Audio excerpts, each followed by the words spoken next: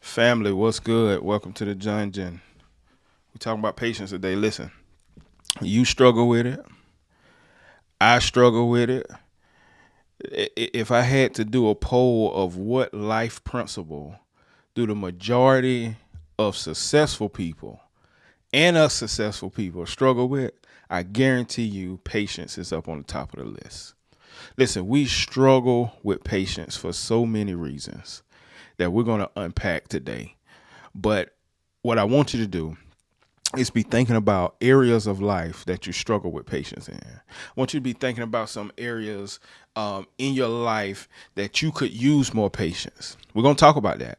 So we're going to talk about this in three ways. We're going to talk about 5 areas of your life where you need patience, right? We're going to talk about 7 things that you need to consider as you try to cultivate patience.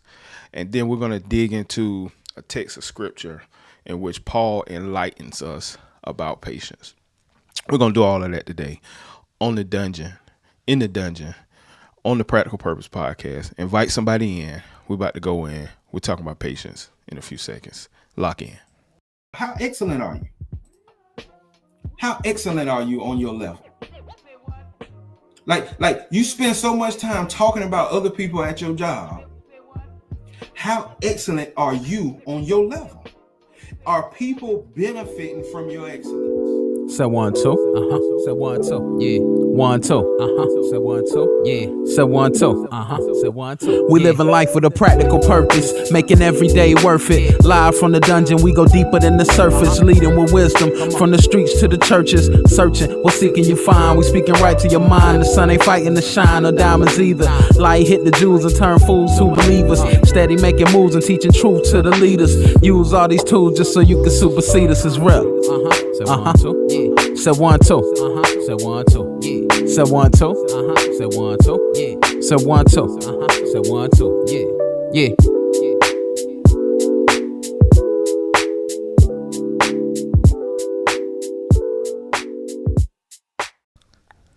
All right, here we go. Let's talk about patience.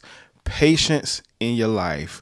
What areas of your life do you need to cultivate patience in? What areas in your life are you struggling to be patient about? Right? Let's talk a little bit about patience. Listen, I want to start with this quote by Jean-Jacques Rousseau. He says this: patience is bitter, but its fruit is sweet. Let me say that again. Patience is bitter, but its fruit is sweet. What does that mean? That means we don't like to wait on anything.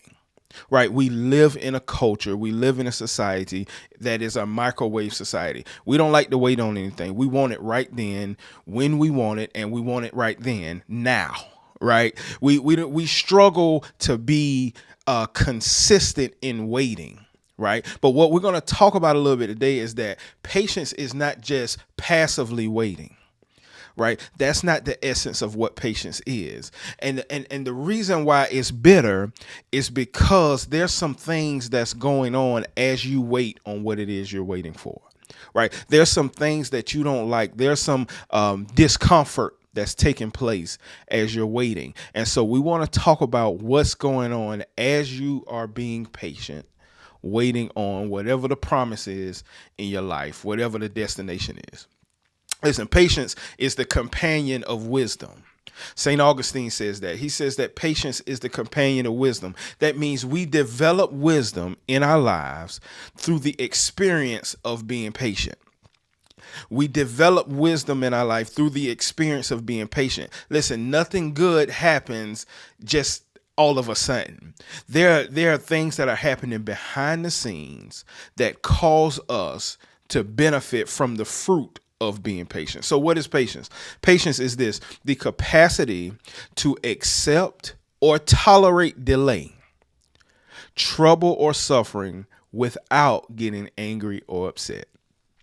Listen, I'm going to say that again. Patience is the capacity to accept or tolerate delay. See, we don't like delay. We don't want to wait on anything. Right? We want it right then. Patience is the capacity to accept and tolerate delay in your life. Listen, the job didn't come when you wanted it to come. right? The companion didn't come when you wanted him or her to come.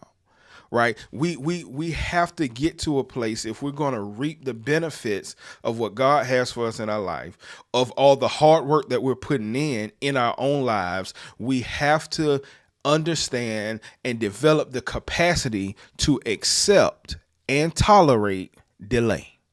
Right. Not just delay, but suffering. Listen, my brother said something so powerful to me yesterday. I don't even know if he knew how powerful it was, but he said, you don't really know God or develop a relationship with God until you're going through some suffering. Right. And so patience is developed in us as we suffer, as we get to a place in our life where we understand that delay is not necessarily denial. Right. And so patience is the capacity to accept that. And it's the capacity to not get frustrated, to not get angry, and to not get upset as we wait on what it is we're waiting for. Have patience. All things are difficult before they become easy. Listen, I was having a conversation again with my brother yesterday, and it was so enlightening because he was talking about something that happened on his job. And what he was saying was, man, bruh, I feel so overwhelmed right now in this training for this new promotion, this new position that I have. And patience is the ability to be in that capacity, to be in that area where you're not where you want to be yet. Right. But it becomes difficult before anything becomes easy. Whatever job that you're doing now, whatever you're struggling with now. Right. It's going to be difficult first before it becomes easy. And the conversation that we were having, I was trying to let him know and help him to understand that, listen, you're overthinking this thing. It's supposed to be hard now until it becomes easy. And that's where patience comes in our life. Listen, I'm going to say this 100 times today. Patience is not passive. It is a quiet strength. It's not passive. When you're being patient, there's something that's developing in you through that process of being patient that you need when you receive whatever it is that you're waiting for. And so we discount the power and we discount what's going on in us as we are patient. As we are patient in our life. P.K. Tan says you must have patience to learn to have patience. Absolutely. There's something being built in us when we have to be patient, when we're forced to be patient. Right. So let's talk about some areas of your life, because we're not going to be on long today. Let's talk about some areas of your life that you need patience in. There's 5 areas that I want to highlight that you need patience in. And what I actually want you to do is, as we go through these 5, I want you to think about which one of these pertains to you in this season of your life. Right. Which one pertains to you in this season of your life? Listen, one area that we need patience in is relationships. Right. Not just marriage, not just relationships with a significant other, but all relationships. You need to develop patience. Why? Because relationships involve multiple people. And as people change, as people develop, as people make mistakes, you have to have a capacity to have patience with them. Now, patience does not give you an excuse to go off on people. Patience does not give you an excuse to be rude or mean to people, right? They say that all the time in the church. Please be patient with me. God is not through with me yet. Right after they cussed you out, right? Patience is not an excuse to do what you want to do or to respond the way you want to respond. Patience in relationships is critical because people change over time for the good and sometimes for the bad. And you have to be patient in understanding another person. Maybe that person is on your job. Maybe it's a person that you have a strong relationship on your job. Y'all work together and they're tired of the job. They're frustrated. They complain a lot. Maybe it's you. Right. You have to understand how to cultivate patience in that working relationship if you're going to be effective and if you're going to be consistent in accomplishing goals. Right. So relationships is a critical area of our lives that we need to develop and cultivate patience. Listen, here's the second one: career and professional growth. Listen, if you're going to grow, you got to be patient. If you're going to grow professionally, you have to be patient. Listen, there are some people who wait for lifetimes, it seems, to get a promotion, to get another job, to move up in their company, right? And you have to be diligent in what you're doing every day. And at some point, that thing is going to break and you're going to reap the benefits of it. Listen, patience is being developed then, because if you didn't develop that patience, you would not know or understand how to deal with what you're going to have to deal with when you get that promotion. The career and professional growth area is an area that we want to rush everything. And the reason we want to rush everything is because we're looking for the financial benefit of promotion. But the patience element is what causes us to be ready for the promotion when we get it. Being patient in your relationships, being patient in your career and your professional growth. Listen, number 3, being patient in your personal growth and your mental health. Listen, what are you reading? What are you doing on a daily basis that's helping you develop as a better person, as a better father, as a better husband, as a better wife, as a better mother? What are you doing every day? See, you have to be patient with yourself, but you cannot be passive if you really want to grow. If you really want to grow in your personal development, you cannot be passive. You've got to be actively doing something and patiently awaiting for the benefit of what you're doing today. Right. Mental health is an area that many people struggle in, especially men. We struggle with our mental health because we're taught to be so tough and to hold everything in and to just do what we got to do for the family and do what we have to do for our kids and for our wives and all of those things. But we struggle to be patient with ourselves. I struggle with this. Sometimes we just don't feel like putting our foot down in the morning. We don't even feel like rolling out of bed. Everybody gets to that place, and you have to learn how to cultivate patience to understand that a season is just that. It's a season. It's going to pass at some point, and you have to be developing your personal growth and your mental health during that season. That's right. Patience is active. It's not passive. Listen, number 4, you've got to be patient in your finances. That's a hard one. See, we want to have a big bank account tomorrow, and it would be nice. Right, my grandma used to have a quote. She used to say, my grandma Jill, she used to say, money fly away. It got an eagle on it. The faster you get it, the faster it flies away. Sometimes slow money is good money. Right. Because it's developing something in you. You're slowly working towards something financially, and you have to be consistent in developing those critical skills and strategies needed to keep what you get once you get it. Right. And sometimes, so fast money is not always good money. And we have to develop patience in our finances. We have to set goals. See, a part of being patient in that time between reaping and sowing, right, that what's being developed in that time is the strategies to be able to keep what you harvest. And we're going to talk about that. The strategies that you need once you harvest what it is you have sown are developed in between that time where you're forced to be patient. Those strategies are there. Listen, my brother just got a promotion on his job. And listen, if he didn't have to wait so long, I guarantee he wouldn't have the strategies that he's going to have to use in the new position. Patience. Listen, PK and Tan, what you say? Especially men, especially the African American culture. Yeah, we don't know how to work on our mental health. Number 1, because of how we're taught, but number 2, because we scared to go talk to somebody. And we have to get to a place where we're willing and able to sit down and talk to people about what we struggle with, right? And that's a part of patience.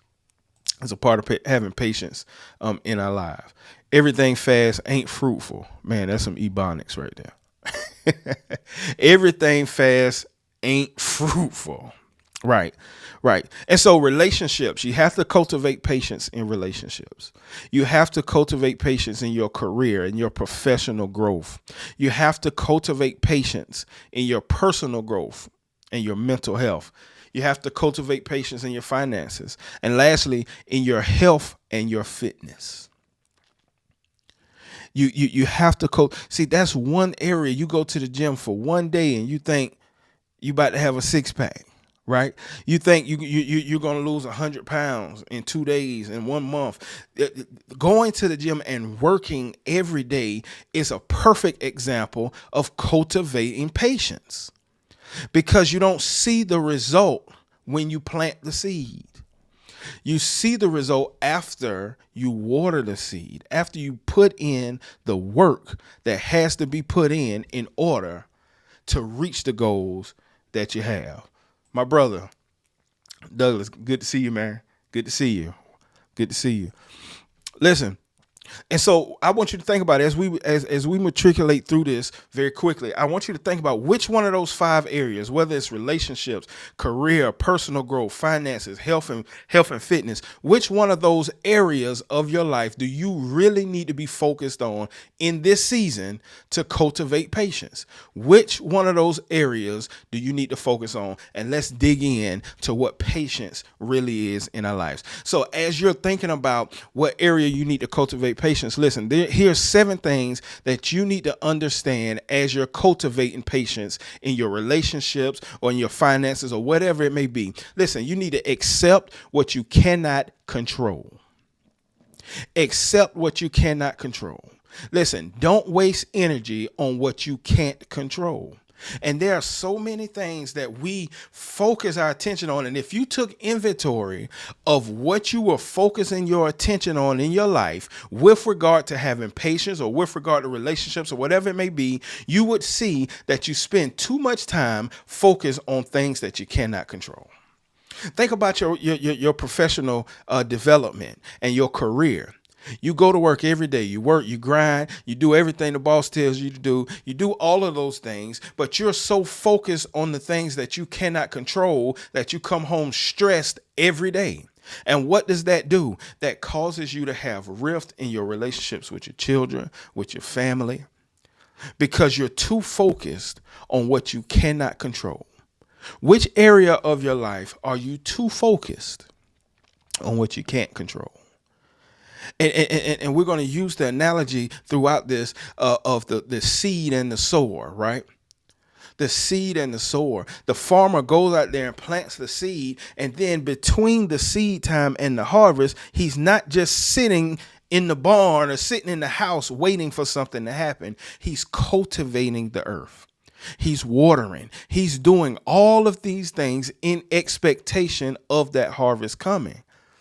Right. And he's controlling the controller. Listen, he can't control when it's going to rain. He can't control the uncontrollable. He is not focused on what he can't control. He's focused on what he can control. Listen, he's focused on what he can control. God bless you, bro. Number 1. That's accepting what you can't control. Here it is. Number 2 is having self-awareness. You need to know your emotional triggers. What makes you feel rushed? What makes you not be patient? What are those emotional triggers? Maybe it's too much social media, right? Because we get on social media and it seems as if the people are so successful and they became successful overnight. And when you have too much of influence on ungodly things or too much influence by things that are not specifically the word, right? What we do is we lose the self-awareness that we have of who we are, right? What are those emotional triggers? What makes you want to be in a rush? What makes you want to be in a rush? And once you identify those emotional triggers, once you identify what it is that makes you want to be in a rush, now you're in a better position to address it. But the key concept is this: we have to understand that if patience is not passive, then something is happening when we wait. And we have to initiate what is taking place. We have to sit and strategize on how. See, the farmer doesn't just plant the seed without a strategy. I said this before a few years ago on the Practical Purpose podcast, but I said that if you want to win, you need a strategy. You can have a plan, but if you don't have a strategy, how am I going to walk this plan out? And that's developed in that time where you're forced to be patient. You have to have a strategy. Listen, perfection is a moving target. Perspective is a steady lens. Perfection is a moving target. Perspective is a steady lens. What's your perspective on being patient? What's your perspective on your self-awareness? What lens are you looking through to develop it? Listen, a lot of times we lose out on our self-awareness because we don't stay in the moment. We're too focused on the future and we're too focused on the past that we're not in the moment. And we're understanding that God is developing something in us as we are waiting and being patient. So you accept what you can't control. You have self-awareness. Listen to number 3, perspective over perfection. Patience grows when you stop demanding perfection. Patience grows in our life when you stop demanding perfection. Listen, this is why we struggle in marriage, because we want to demand perfection. This is why we struggle as parents, because we are expecting our kids to get concepts at the age of 10 that we didn't get until 35. Stop demanding perfection from others and yourself all the time. You have to change your perspective, and patience will begin to grow in your life when you stop demanding perfection. I remember this example. My wife don't like me to talk about it on the show, but I remember when I was growing up, I had a mother and a father in the house. Right. And my mama worked an 8-hour shift every day. My daddy worked 12 hours, either in the morning or during the day or overnight. Right. But one thing that was going to happen when Pops got to the house was Mama was going to have something for him to eat. Now, she may not cook for us every day, but she was going to make sure he had something to eat. So when I got married, that's what I saw. That's what I thought it was supposed to be like, until one day, maybe 2-3 years in, my wife said, you know something? I hate cooking. She said, I hate doing this. I do not like doing this. And if I would have been in that mode to demand what I thought was perfection, that would have been a struggle moment for us, right? So we came up with a compromise. I said, hey, I'll take care of it during the week. You take care of it over the weekend. But my perspective had to shift, and I had to stop demanding what I thought was the perfect wife or perfection. And are you doing that as a husband or as a wife? Are you trying to demand perfection from someone instead of shifting your perspective? Because sometimes we are wrong, and sometimes our perspective is wrong. Right. And sometimes if you want to really grow in that relationship, you have to step back and be patient. Right. It's the same thing with our children. Listen, I'm tough on my kids, especially when it comes to sports, because I'm a believer that sports is so much bigger than just playing. It's life principles. So my daughter had a game this morning and she played horrible. They won, but she played horrible. And I think she still had 10 points or something like that. But she missed some easy shots. She missed some shots that she should have made. And when we got in the car and everybody telling her good game, I went off. Right. And I told her, you work too hard to be making those mistakes. And at the end of the conversation, because I have an older son, my perspective shifted. And I told her, it's okay to cry right now, but at 12 o'clock, let it go. Now, 2 years ago with my son, we would have been fussing all day. But the perspective changed. But you cannot always demand perfection of people or even of yourself. You have to shift your lens, and you have to see things through the lens of the other person if you're going to develop patience in your relationships. Listen, strategy is a practical application of the plan. It all takes patience. Good. My cousin needed to hear this. Oh yeah.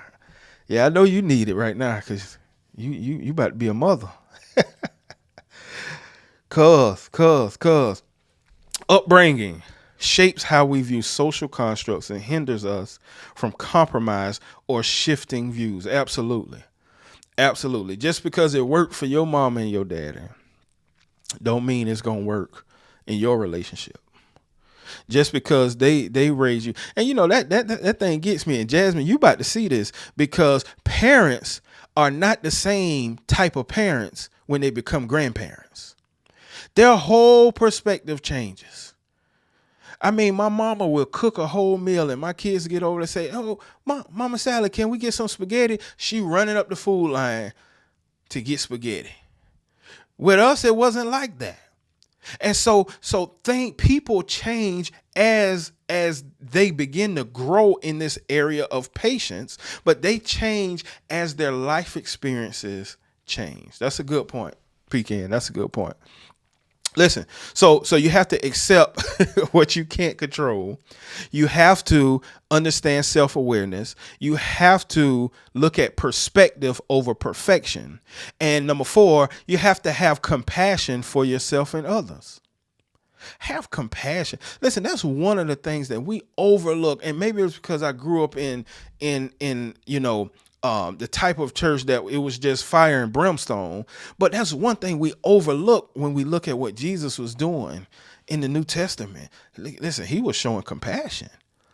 Now, he could have came and he could have flipped over tables every day, right? He could have whipped up on people every day because they were doing things that they knew they shouldn't be doing. But he showed compassion. Listen, oftentimes it's a little easier to show compassion for someone else than it is for ourselves. Because internally, we know what our expectation is. We know what we should know. We know what we should do. And if you're going to develop patience in any area of your life, you have to have compassion. Listen, I read this quote. Let me find it. Be kind. This is by Plato. He says, be kind. Everyone you meet is fighting a harder battle. Let me say that again. Be kind. Everyone you meet is fighting a harder battle. People are fighting things that you have no clue about, but because of your lack of patience, you have no compassion for them. You ready to fuss at them and yell at them and cuss at them and run them off the road and stick your finger up when they cut you off in traffic. Be kind, because people are fighting things that you have no clue about. Listen, so you accept what you can't control. You develop self-awareness. You look at perspective over perfection. You have compassion for yourself and for others. Listen, and you develop endurance through discomfort.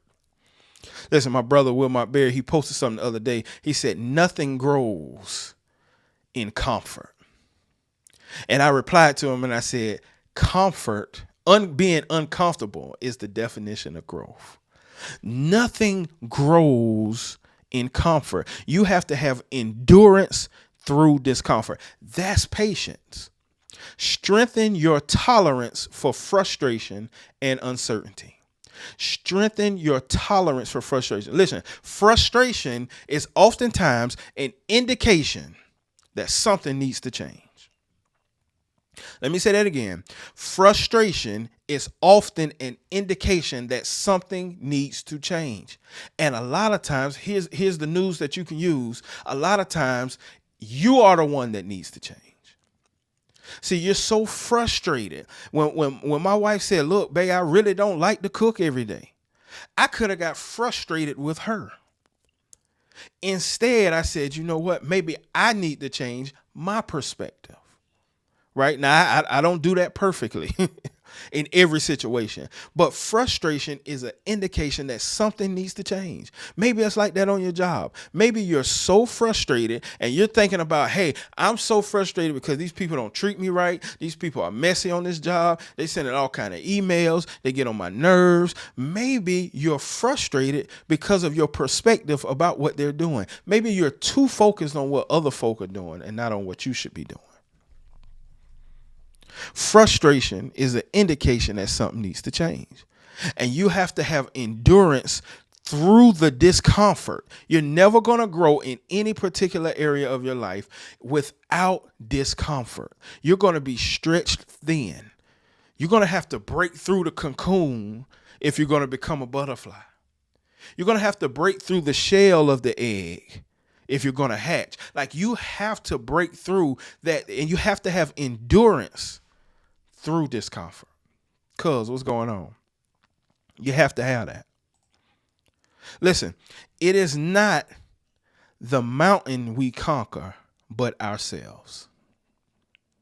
See, what we like to do, especially in church circles now, we're going to speak to the mountain, but we don't talk to ourselves, because sometimes you are the mountain. You are the problem because you don't want to be in a state of discomfort. But then on the other hand, you want to talk about growth. You want the promotion on your job, but you don't want the discomfort it takes to get the promotion. You don't want the discomfort it takes to learn something new. That's just a part of our natural propensity. We don't want to be out of our comfort zone, but nothing can grow in your comfort zone. And there's something that's happening as you're developing that endurance through discomfort. Listen, number 6 is you have to have a detachment from immediate results. We desire for instant outcomes, and that fuels impatience. You have to detach yourself from instant results. That is the problem. See, that's what I struggle with. Man, listen, I've been weightlifting, boom, I've been getting it. By week 2, I'm expecting to see something, feel something. You have to detach yourself from immediate results. And that's what we don't want to do, because the culture does not teach us to be patient. And that's why I believe Jesus so often he spoke through parables. Think about the prodigal son. We call it the parable of the prodigal son.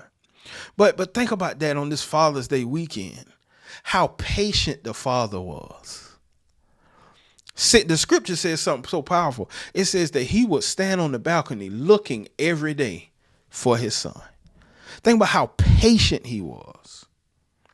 I ain't gonna preach that, but think about how God is so patient with you. You don't get it right, you mess it up every day. We mess it up 100 times a day, and he's still on the balcony looking, waiting for us. He's patient, right? And so you have to detach yourself from immediate results. It's not going to happen overnight. It's not going to happen when we want it to happen. Here's an interesting concept about sowing and reaping, about the harvest. Do you know that the farmer knows that the harvest is coming? If they didn't, they wouldn't have planted the seed. They know that it's coming. But they also know that there's some work that has to be put in between the time I plant the seed and I reap the harvest. And if I don't put in that work, then the harvest may not come. But we see patience in our lives as not putting any work in, just being passive, and I'm waiting on God. That doesn't mean you sit passively and do nothing. Listen, good things take time. Better things take longer. Let me say that again. Good things take time. Better things take longer.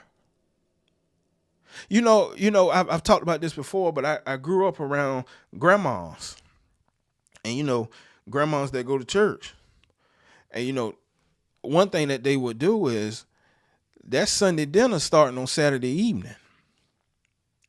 Them pots going on Saturday evening. And you can smell the house when you get back home from church. Them pots are going on Saturday evening because it takes time to do that thing right. Right? They're not heating nothing up in the microwave, none of that. My grandma was so old because she didn't even use the microwave. She heat everything up in the oven. It takes time.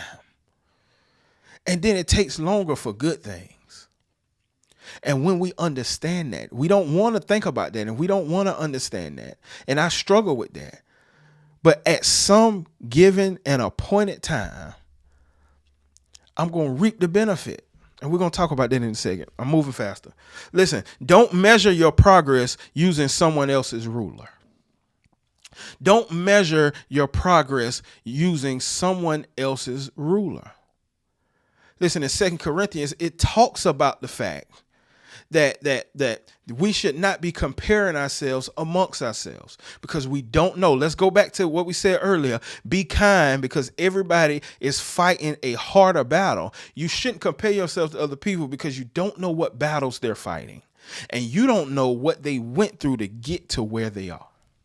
And sometimes we're envious of people who seemingly have what we want, but we don't know what they went through to get there. And so you should never measure yourself by someone else's ruler. Yes, sir. My guy. Never measure yourself by someone else's ruler. Here's number 7, and then we're going to move on. Listen, timing. Timing is critical when you talk about patience.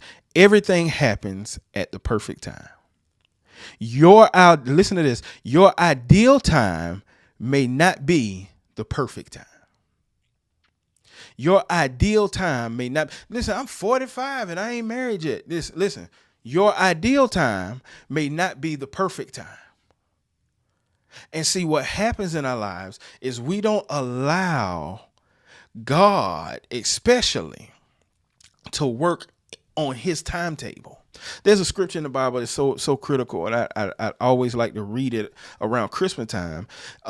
Christmas time. Listen, and it says, at the fullness of time, God sent forth his son into the earth.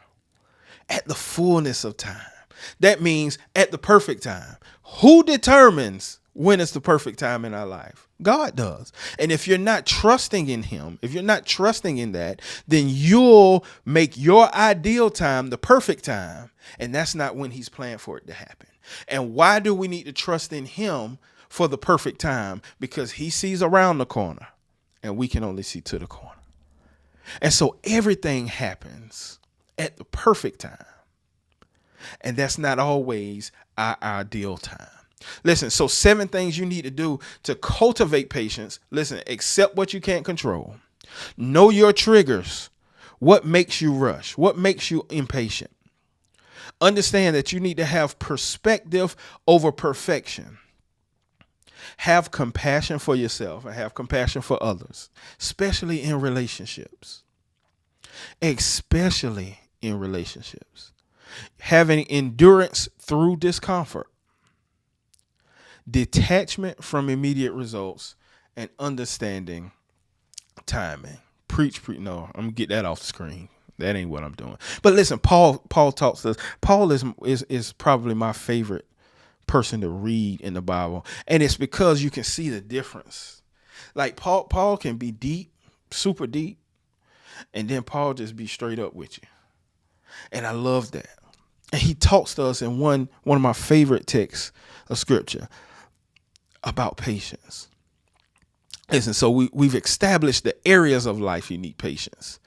We've established 7 things you need to consider, but let's look at the spiritual side of this before we get out of here about what patience is and how we cultivate patience in our life. Listen to what Paul says here in Galatians 6:9. He says this, and let us not be weary in well-doing, for in due season we shall reap. That's the part where everybody starts shouting right now.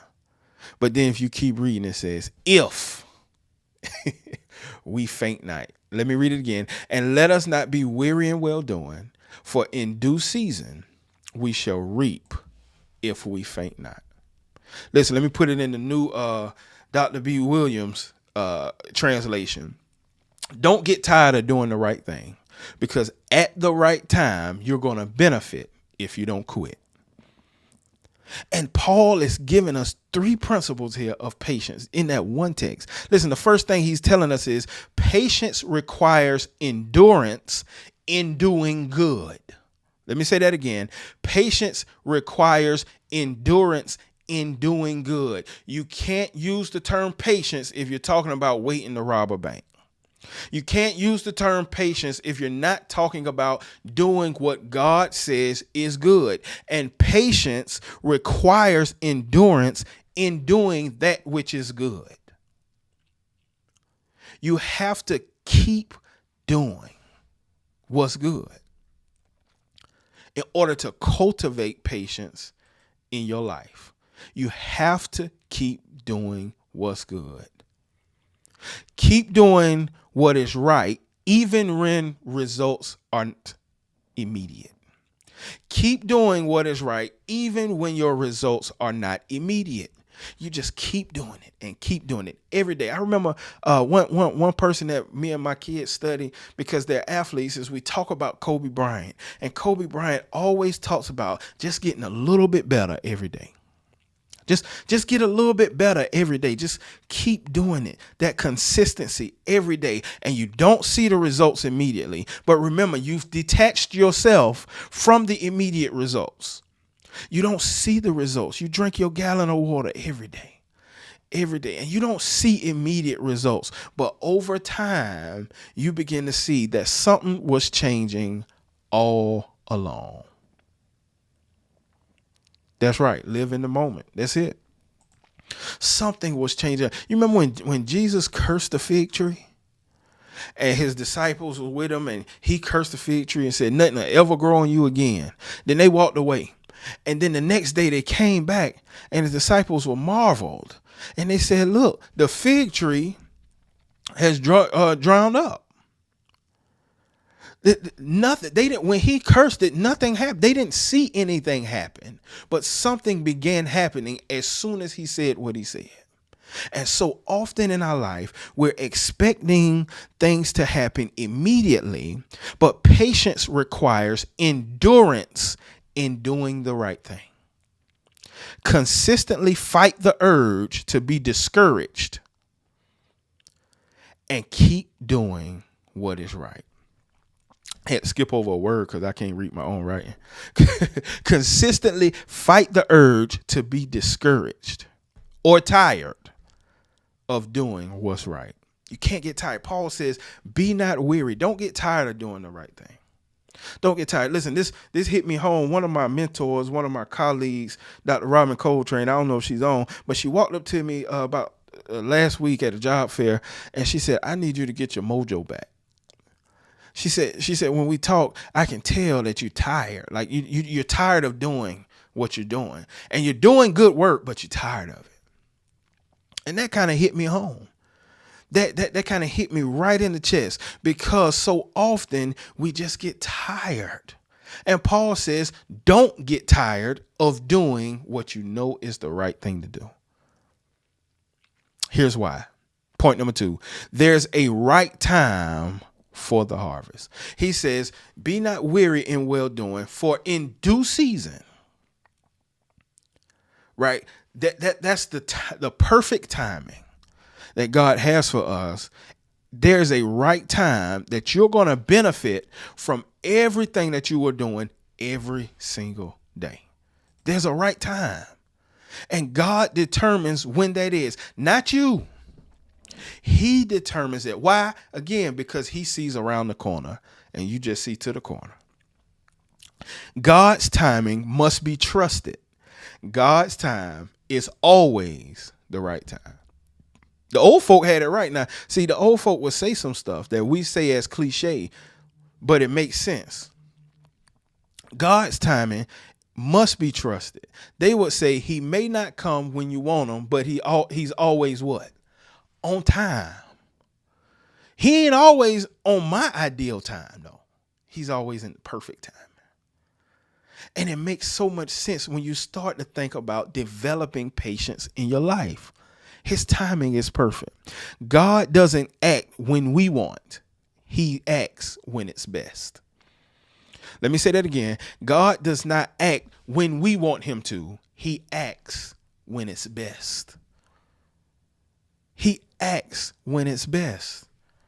And that's why we have to develop patience, because in the waiting, in the time where we're developing patience, we also should be developing a closer walk and relationship with God. And if you are doing those things, right, then you're going to understand that his timing is best. It's going to be frustrating.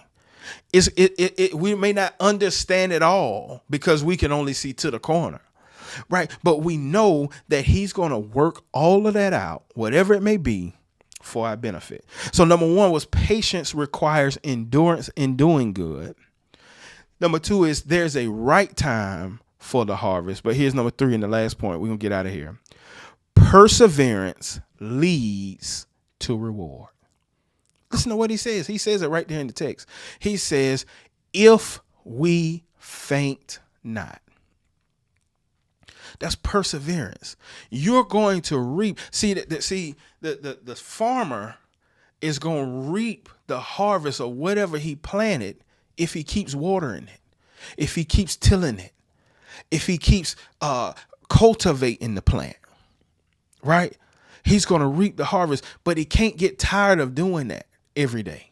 He can't get tired of cultivating it.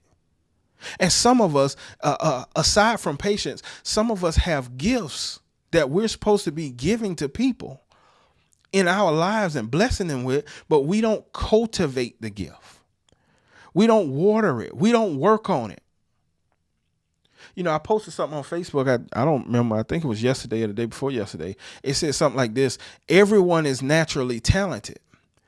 Everyone is not naturally effective. You have to work and cultivate to be effective. And so perseverance every day leads to the reward. The promise of the harvest is conditional on not giving up. The promise of the harvest is conditional on not giving up. And if you can stay in the fight long enough, if you can keep doing good things that God has called you to do on a daily basis, keep praying, all of that stuff, right? The old folks say, don't stop praying, right? You keep developing yourself on a daily basis. You keep cultivating that patience in your life, and eventually, at the right time, not your ideal time, but at the right time, it's going to happen. My sister, at the right time. You came in the live at the right time. Listen, you got to keep, that's right, Pam. You got to keep showing up.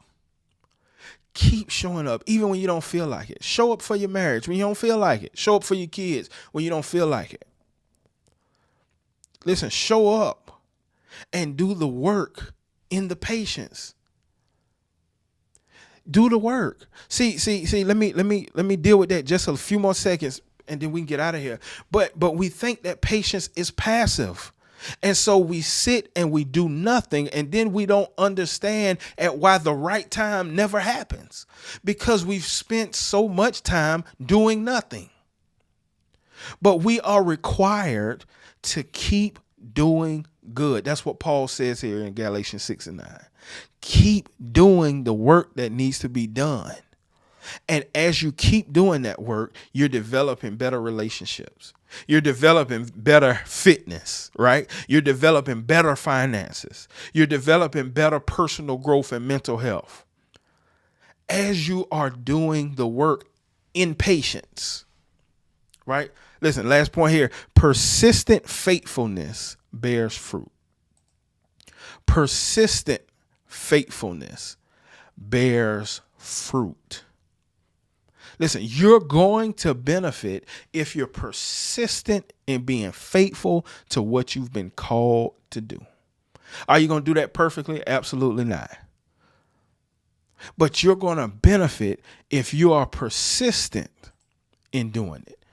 Listen, and it has to come at the right time. And the right time is not when I say it's the right time. The right time is when God determines that it's the right time. We're going to get up out of here. The right time is when God determines that, not when you determine it. Your ideal time is not always the right time. So Galatians 6:9, be not weary in well doing, but in due season you'll reap if you faint not. 1, patience requires endurance in doing good. There's a right time for the harvest. And that right time is determined not by you. Your ideal time is determined by you. But how many times over the course of your life has the ideal time not been the right time? And you can't see that in the moment. You can only see it in retrospect, right? Life is lived forward, but it's understood backwards. Separate the ideal time from the right time. Listen, and perseverance leads to reward. If you just keep doing it, Paul says, if you don't faint, if you don't quit, if you don't give up, you're going to benefit at the end. Listen, here's your closure. Patience is not a passive state of doing nothing. It's an active process of cultivating resilience and trust. Let me say that again. Patience is not a passive state of doing nothing. It's an active process of cultivating resilience and trust. What areas of your life do you need to cultivate patience? Focus on one of them. Maybe it's a certain relationship. Maybe it's Father's Day. Maybe you need to cultivate a better relationship with your father. Or maybe you as a father need to cultivate a better relationship with your children. Right? Maybe it's your finances. Maybe it's your health and fitness. Maybe it's your personal growth. Maybe it's your mental health. Maybe it's your career. But in one area, I want you to begin that process of cultivating patience, because you're going to need patience if you plan to grow. PK and Tan, we rejoice in our sufferings, knowing that suffering produces endurance, and endurance produces character, and character produces hope. That's my favorite writer right there. That's Paul. Look at what he says. Rejoice in suffering.